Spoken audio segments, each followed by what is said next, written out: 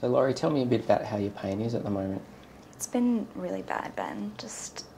I notice it all the time. It's just always there. My back in particular, just sometimes I wake up from sleeping, I just can't really tolerate it, especially if I'm out with the kids to the park or something. After a good run around, I'm just absolutely wiped. Yeah, look, I think part of what I wanted to do today is talk to you about the best way to manage that and giving you a little plan that you can follow just to try and keep things under control. So I think in your case the pain is associated with the cancer in your back, and I understand that we've scheduled for you to see one of the radiation doctors about treating that. Yeah, that's next week. Yeah. Okay.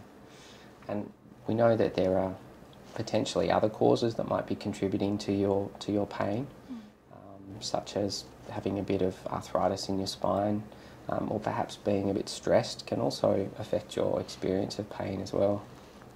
So I think the best way to manage your pain is to have something regularly, rather than just having it when you feel it's really bad, just to try and prevent it from getting out of control and from just to make it more manageable.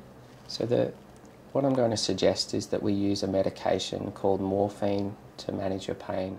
Is that something that you've heard about? I have. I actually had a friend who I think got a bit addicted to something like that.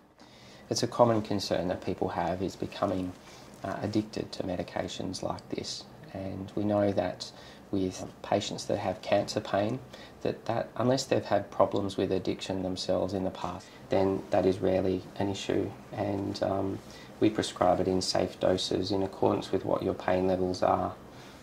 Another common concern that people have is that they may become used to the pain medication and that it may not work at a later stage.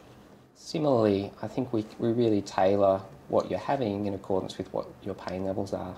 So hopefully, with having some radiation, your pain levels will improve with that, and we'll be able to actually reduce your pain medication.